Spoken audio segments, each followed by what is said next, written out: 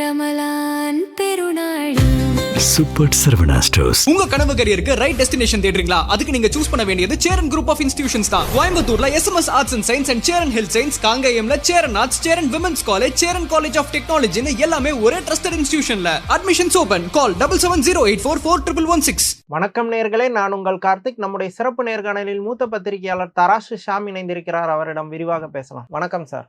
வணக்கம் கார்த்திக். பியூஷ் கோயல் தமிழ்நாடு வர்றதா இருந்தது, அந்த பிளான் கேன்சல் ஆகி இன்னைக்கு எடப்பாடி டெல்லி போயிருக்காரு. இதோட சிக்னிஃபிகன்ஸ் என்ன? சீட் ஷேரிங்ல பயங்கர கன்ஃபியூஷன்ஸ்ல இருக்காங்களா அந்த கூட்டணி?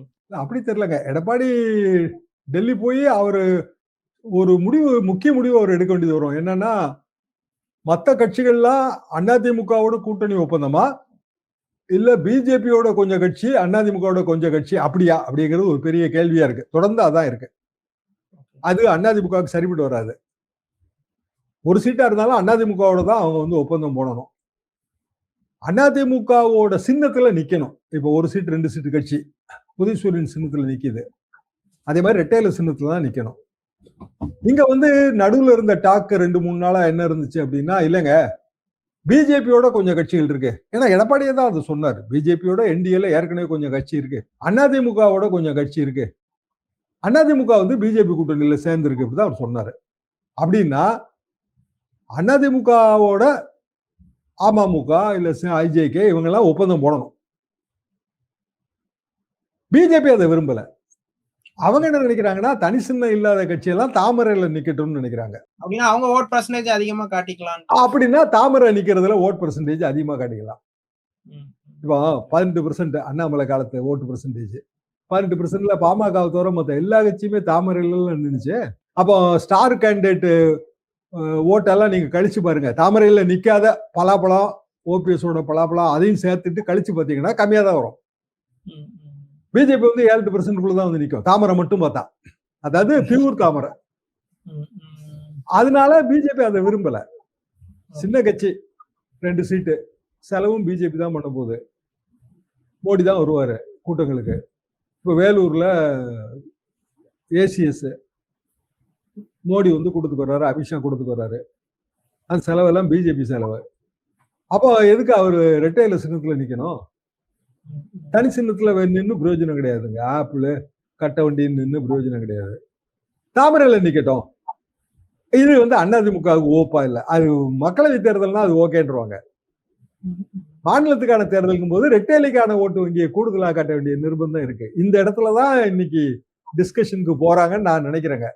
ஏன்னா பியூஷ் கோயல் ப்ரோக்ராம் நாளைக்கு கைது போடுற ப்ரோக்ராம் இருக்கிற மாதிரி தான் தெரியுது. ஆனா இன்னைக்கு ரத்துன்னு சொல்லி செய்தி ஆனா இப்போ ஃபீல்ட்ல நிக்கிற கேண்டிடேட்ஸ்க்கு வந்து தாமரை சின்னத்தோட ரெட்டைலை சின்னங்கிறது கொஞ்சம் பவர்ஃபுல்லா தானே இருக்கும். ஸோ கேண்டிடேட்ஸே வந்து ரெட்டைலையே தான் ப்ரிஃபர் பண்ணுவாங்க. அப்படின்னா அவங்க வந்து அதிமுகவோட தான் கூட்டணி ஒப்பந்தத்துல கைது போடணும். கூட்டணி வந்து அதிமுக நோக்கி போறதுக்கு தான் வாய்ப்பு. அதிமுக கூட்டணி அதிமுகவோட ஒப்பந்தம் அப்படிதான் போக முடியும். ஆனா இப்போ டெல்லிக்கு போய் முடிவு பண்றதே அசிங்கங்க. இங்கதாங்க தேடி வரணும் எல்லாரும்.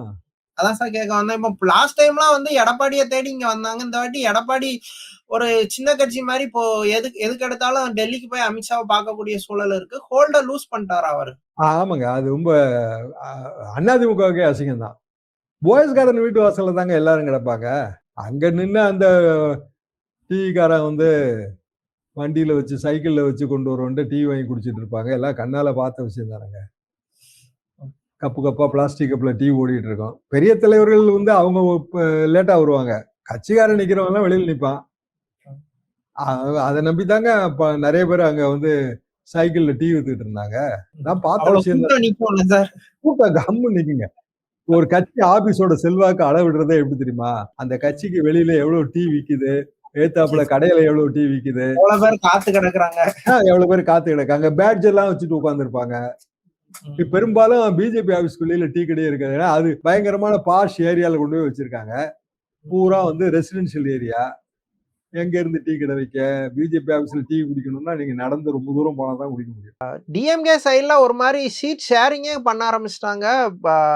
எக்ஸப்ட் கம்யூனிஸ்ட் பார்ட்டியும் விசிகே, அதாவது சிபிஎம்மும் விசிகே மட்டும்தான் இன்னும் கன்ஃபியூஷன்ஸ்ல இருக்காங்க. மத்த எல்லாருமே ஓரளவு கன்வின்ஸ் பண்றாங்க. இவங்க 2 பேரும் கொஞ்சம் டைட்டா நெகோசியேஷன் பண்றாங்களா? இல்ல கேட்பாங்கங்க. கூடுதல் தொகுதி கேட்கறது கட்சியோட விருப்பம். இன்னொன்னு டைட்டா நெகோசியேட் பண்ணலைன்னா கட்சிக்காரனை திருப்திப்படுத்த முடியாது. நம்ம தலைவர் வந்து ரொம்ப கம்மியான தொகுதிக்கு ஒத்துக்கிட்டு வந்துட்டாருங்க அப்படின்னு நினைப்பான். சரி, கட்சியில ஆஸ்பிரண்ட் இருப்பான், செலவு பண்ணியிருப்பான் அவன். நம்ம தொகுதியை தலைவர் நமக்காக கேட்டு வாங்கி தருவாருங்கிற நம்பிக்கையில தான் அவன் ரூபா போட்டிருப்பான். திடீர்னு கேட்காமலே விட்டுட்டாருன்னு வைங்க தலைவர், ஐயா நீங்க கொடுத்தது எங்களுக்கு போதுங்கய்யா அப்படின்னு சொல்லிட்டு வந்துட்டாருன்னா அவன் வெறுப்பாயிருவான். அதனால ஒரு டஃப் பார்கெயின் பண்ணி தான் ஆகணும், வேற வழி கிடையாது. அல்டிமேட்டா ஆனா திமுக கூட்டணியை விட்டு வெளியில போக மாட்டாங்க. சிபிஎம் தனியாக போட்டி போட கூட நாங்கள் தயார் அப்படின்னு காலையில செய்திகள் வருது, செய்தி கசிய விடப்படுகிறது. தனியா போட்டி போட்டு என்ன ஆவாங்க? அந்த 6 பேர் இருக்கான்ல, அதாவது ஒரு 6 சீட்டு கிடைக்குன்னா அந்த 6 சீட்டுக்கான ஆஸ்பிரண்ட் எப்படியோ நம்ம ஜெயிச்சிடலாம்னு நினைப்பான். தனியா போட்டி போட்டா ஒண்ணுமே தேராது. அந்த 6 பேரும் தயாரா இருக்க மாட்டான். அப்போ தனியாலாம் போட்டி போட மாட்டாங்க, சொல்லி பாக்குறது தான். தனியா போட்டி இவங்க வந்து எத்தனை வருஷமா இந்த சீட் நெகோசியேஷன் பண்ணிட்டு இருக்காங்க. திமுக அதிமுக எத்தனை வருஷமா பண்ணிட்டு இருக்காங்க. அவங்களுக்கு இந்த வித்தை தெரியாதா? தெரியும். இருந்தாலும் பரவாயில்ல, சொல்லட்டும், என்ன பண்றது? அவங்களுக்கு அவங்க கட்சியை காப்பாற்ற வேண்டிய கடமை இருக்கு. தொண்டர்களை சாட்டிஸ்ஃபை பண்றதுக்காக இந்த மாதிரி அடிமட்ட தொண்டர்கள் ஒண்ணுங்க. இன்னொன்னு நடுவுல இருக்க நடுவாந்திர தலைவர்கள், மிடில் லெவல் லீடர்ஸ். சரி, நம்ம ரயில்வே ஸ்டேஷன்ல போய் இறங்கினா நம்மள வரவேற்க யாருங்க வருவான்? அவன் தானே வருவான். ஆமா, அவனை நீங்க டிசைட் பண்ணி விட்டுட்டீங்கன்னா நம்ம பெட்டியை தூக்கிட்டு அனாத மாதிரி தான் ரயில்வே ஸ்டேஷன்ல நிக்கணும். போட்டியில இருந்து இறங்கணும்னா தலைவர் வாழ்கன்னு கோஷப்படுறதுக்கு 5 பேர் வேணும்ல. எல்லாருமே சொன்ன மாதிரி தேமுதிக உள்ள வந்தது ஒரு சின்ன டிஸ்டர்பன்ஸ் பண்ணிருக்கா கூட்டணி கட்சிகளா? இல்ல, அதாவதுங்க தேமுதிக மட்டும் இல்ல, நம்பர் ரொம்ப கூட.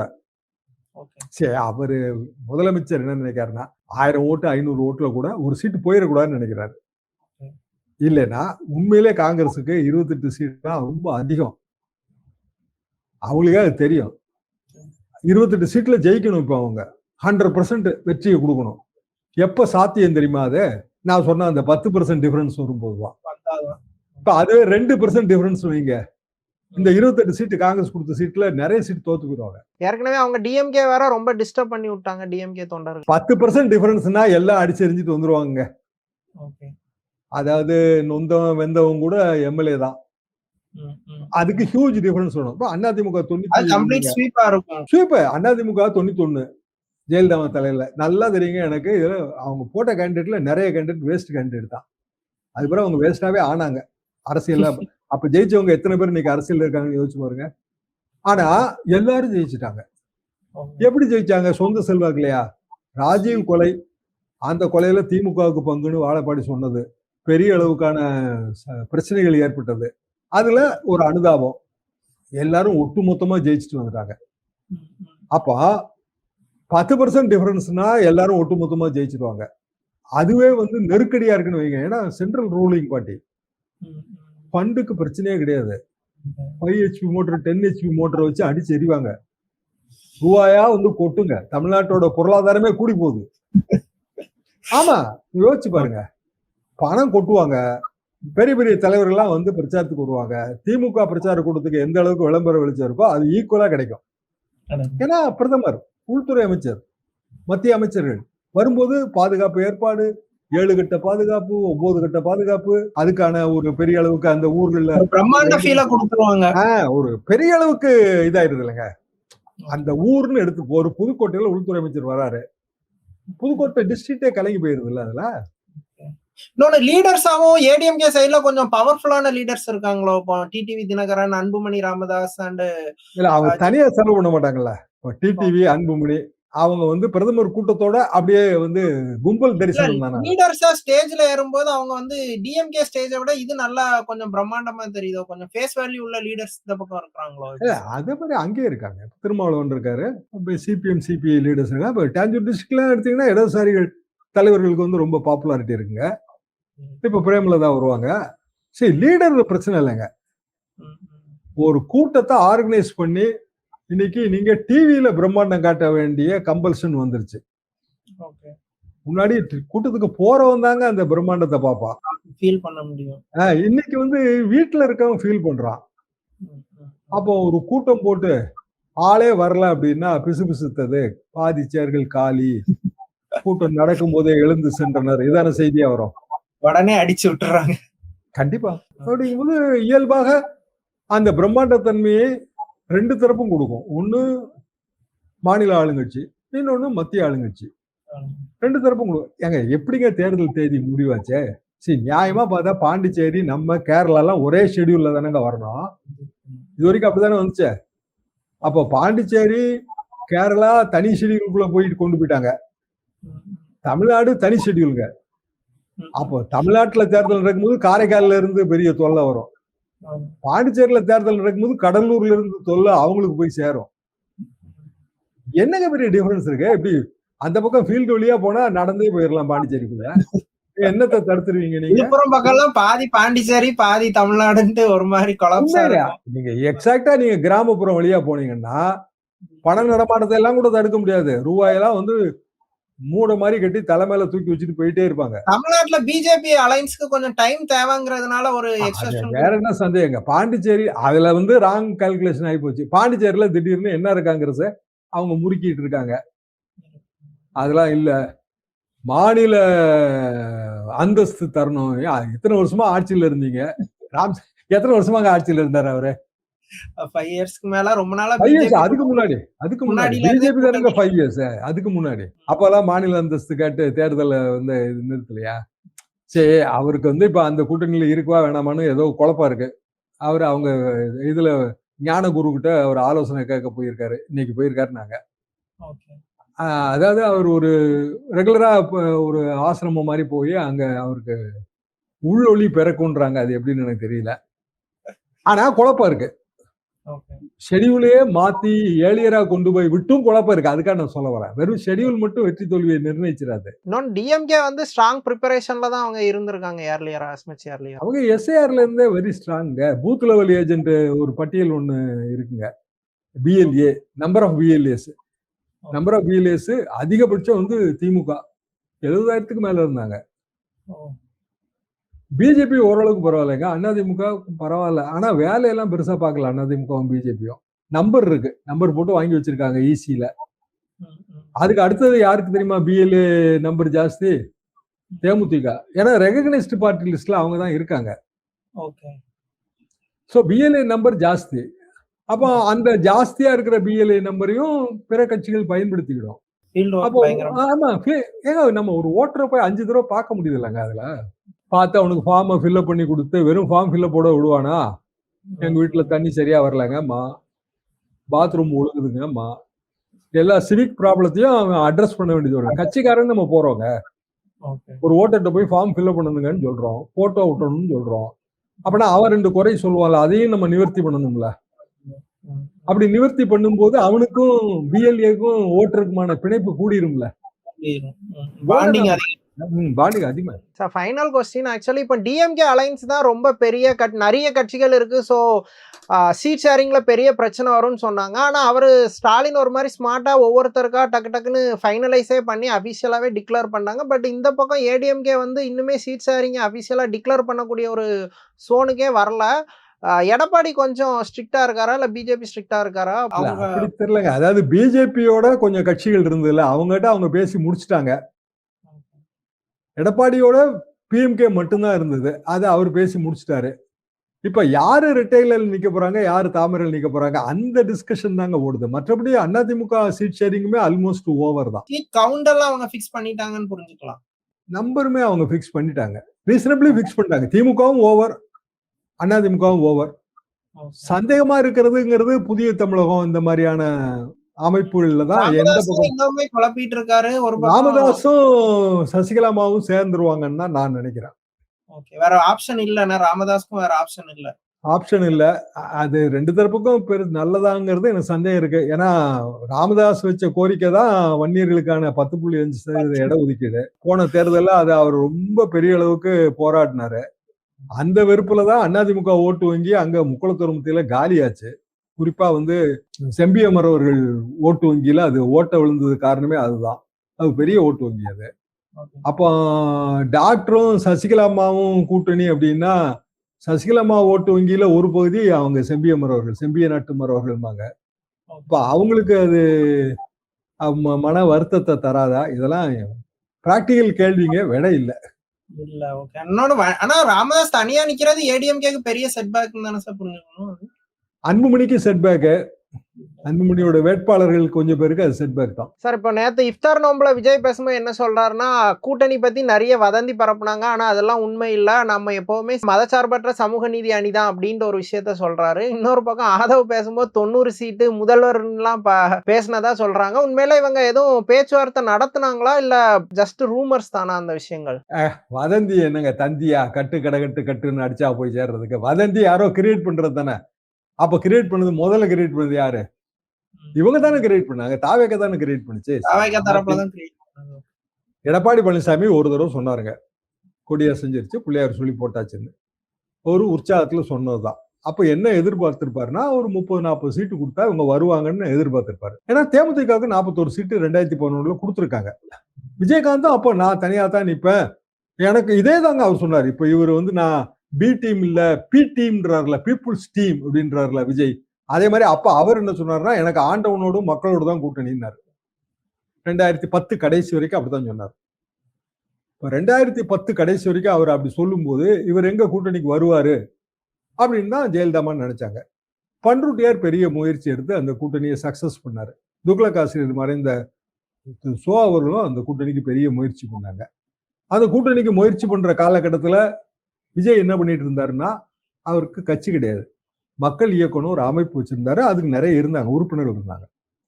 நாகப்பட்டினத்துல கூட்டம் போட்டாருங்க பிப்ரவரி மாசம் 3வது வாரம் 22ஆம் தேதி 21ஆம் தேதியோ கூட்டம் போட்டு திடீர்னு இலங்கை ராணுவத்தால் தமிழ் மீனவர்கள் பாதிக்கப்படுகிறார்கள், இந்த அரசு நடவடிக்கையே எடுக்கலைன்னு. இந்த அரசு இப்ப திமுக அரசு 2006 டு 2011.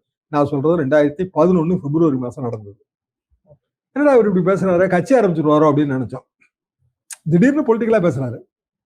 அது வரைக்கும் இல்ல இது மக்கள் இயக்கம், மக்கள் நன்மைக்காக நான் ஏற்படுத்தி வச்சிருக்கேன், எனக்கு அரசியலே கிடையாதுன்னு தான் விஜய் சொல்லிட்டு இருந்தார். அப்புறம் எஸ்எஸ்சி போய் 3 தடவை பார்த்தாரு ஜெயலலிதாமாவை அதிகாரப்பூர்வமா. பல தடவை பார்த்திருக்கலாம், மேலும் பல தடவை பார்த்திருக்கலாம். அதுக்கு பிறகு அடுத்த ஒரு மாசத்துக்குள்ளங்க, அதாவது தேர்தல் ஏப்ரல் 13 அப்போ வாக்குப்பதிவு. அதுக்கு சில வாரங்களுக்கு முன்பு திருச்சியில கூட்டம். எஸ்எஸ்சி ரெகுலரா திருச்சிக்கு வருவார். அப்போ இப்ப நாங்க தராசு மக்கள் மன்ற நண்பர்கள்லாம் அவரெல்லாம் போய் பார்ப்பாங்க, ரொம்ப க்ளோஸா தெரியும். டக்குன்னு விஜய் திருச்சியில் ஒரு கூட்டம் போட்டு இதே மாதிரி பொலிட்டிக்கல் கருத்துக்கள் எல்லாம், விலைவாசி உயர்வு எல்லாத்தையும் சொல்ல ஆரம்பிச்சார். கட்சி ஆரம்பிச்சுட்டு வரான்னு நினைச்சோம். கட்சி ஆரம்பிக்கலாம், அதிமுக ஆதரவுன்னு நேரடியா ஆதரவு கொடுத்தாரு. ஜெயலலிதாவை சந்திச்சு நேரடியா ஆதரவு கொடுத்தாரு. அவர் சந்திச்சாரா, எஸ்எஸ்சி சந்திச்சாரான்னு எனக்கு சரியா ஞாபகம் இல்லைங்க. ஆனா அதிமுக ஆதரவு. நாம் தமிழர் சீமான் அதிமுக ஆதரவுங்க 2011. இன்னைக்கு அவர் எல்லாரோடையும் கூட்டணி இல்லடா அப்படி இப்படின்றாரு. 2011 நீங்க தானே ஆதரவு கொடுத்தீங்க திமுக ஆட்சியை எதிர்த்து. திமுக தோற்கடிக்கப்பட்டது, அதிமுக வெற்றி பெற்றது. இது 2011 வரலாறு. அப்ப விஜயும் மாற்றி மாற்றி பேசிட்டு இருக்கிறவர் தான். அப்ப அதே இவரோட சீனியர் விஜயகாந்த் 2011 அதிமுக கூட்டணிக்கு போறதுன்னு முடிவெடுத்தாரு. விஜயகாந்துக்கு மக்கள் ஆதரவு நிறைய இருந்துச்சு. சினிமா ஸ்டாரு, 2 தேர்தலை சந்திச்ச கட்சி கட்டமைப்பு இருந்தது. 2 தேர்தல் சந்திச்சுட்டாங்கல்ல. 2009 10% ஓட்டுங்க கீழே கட்சி. நீங்க சொல்ற மாதிரி கட்சி கட்டமைப்பு ஆகி போச்சு. அதுக்கே 40 சீட்டு தான். அதுக்காக சொல்ல வரேன். அப்ப விஜயகாந்த் அன்னைக்கு இருந்த நிலைமையில விஜய் எந்த இடத்துல விஜய் நம்ம டிக் பண்ண, சினிமா ஸ்டார்ங்கிற ஒரு இடத்த தவிர வேற எப்படி டிக் பண்ண? ஸ்பாயிலர் ஆயிடக்கூடாது அப்படிங்கறதுனால அவரை சேர்த்துக்கலாம் அப்படிங்கிறாங்க. 10% ஓட்டு இருக்குங்க கண்டிப்பா. 8 to 12% இருக்கும். நட்சத்திர வேட்பாளர்கள் நிக்கிற தொகுதியில கூட இருக்கலாம். 10% ஆவரேஜ்னு வச்சா கூட நான் சொன்ன பழைய கணக்கு. அதாவது வெற்றிக்கும் தோல்விக்கும் ரன்னர் அப்புக்கு இடையில 10% வித்தியாசம் சொன்னா சீட்டு எண்ணிக்கை பயங்கரமா கூடி போயிடும். 230, 210, 220 வந்துருவாங்க திமுக அணி. அது பெரிய அவமானமா இருக்கும் பிஜேபிக்கு. சரி, பிஜேபியோட 4 கேண்டிடேட் ஜெயிக்க மாட்டாங்கல்ல அப்போ சிட்டிங் எம்எல்ஏ. பிஜேபிக்கு ஒரு 10 தொகுதி 30 தொகுதின்னு சொல்றாங்க. இப்போ 30ஓ 40ஓ வெற்றி வாய்ப்பே இருக்காதுல்ல. ஏன்னா 10% டிஃபரன்ஸ் வரும். அப்படித்தானே 40க்கு 40 2024 தோத்து போச்சு. 0 தானே பிஜேபிக்கு. மோடி எத்தனை தூரம் வந்தாரு?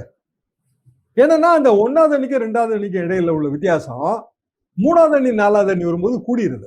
2024 தேர்தல்ல 1வது அணி 2வது அணி 3வது அணி 4வது அணி இருந்துச்சுல்ல. பிஜேபி நாம் தமிழர் பிஜேபி நாம் தமிழர் பிஜேபி தலைமையில ஒரு கூட்டணிங்க 18% ஓட்டு வாங்குச்சு. அண்ணாமலை தான் அரும்பெரும் முயற்சிகள் பண்ணாரு. அப்ப விஜய் இப்ப 18% ஓட்டு வாங்கினா யாருக்கு லாபம்? டிஎம்கேக்கு தான் ஆக்சுவலா லாபம் வர வாய்ப்பு இருக்கு. லாபம்னா ஃபுல்லா போய் சேர்ந்துரும். ஃபுல்லா போயிடும். வெற்றி வந்துங்க வெறும் சிம்பிள் மெஜாரிட்டின்னா அவமானம் வராது. ஹியூஜ் மெஜாரிட்டினா அவமானம் மட்டும் இல்ல, அதிமுகவுல பெரிய அளவுக்கு உட்கட்சி எதிர்காலமே எடப்பாடியோட எதிர்காலமே கூட கேள்விக்குள்ளாகலாம். ரொம்ப பிரமிட் டவுன்ங்க. அது அந்த சிஸ்டம் எப்படின்னாங்க, 2 சிஸ்டம் எப்போதுமே. பிரமிட் தான் நம்மளோட ஸ்ட்ரக்சர். கட்சி ஸ்ட்ரக்சர் ஒரு பிரமிடு வடிவம். பிரமிடோட டாப்ல இருந்து பாட்டத்துக்கு வந்தீங்கன்னா, டாப் அடி வாங்குச்சுன்னா பாட்டம் வரைக்கும் அடி வாங்கிடும். பாட்டத்துல இருந்து டாப்புக்கு போகும்போது அது பிரச்சனை கிடையாது. இப்ப ஈரான் அமெரிக்கா யுத்தம். ஈரான் வந்து இன்வெர்டர் பிரமிடு, அதாவது அவங்களுக்கு பாட்டம் இருக்கு, கொஞ்சம் கொஞ்சமா டாப்புக்கு போறாங்க. நீ டாப்ல 4-5 லீடரை அசாசினேட் பண்ணிட்டீங்க, ஆனாலும் பாட்டம் வேலை பார்த்துக்கிட்டே இருக்கு. மொசைக் சிஸ்டம்ன்றாங்க. அதாவது மொசைக் மாதிரி துண்டு சதுரங்களால இணைந்த கட்சி. ஒரு சதுரத்தை காலி பண்ணாலும் அடுத்த சதுரம் அப்படியே தான் இருக்கும், அது வேலை பார்த்துக்கிட்டே இருக்கும். ஓகே சார், தமிழ்நாடு அரசியல் குறித்து பல விஷயங்களை விரிவா பேசுனீங்க. ரொம்ப நன்றி.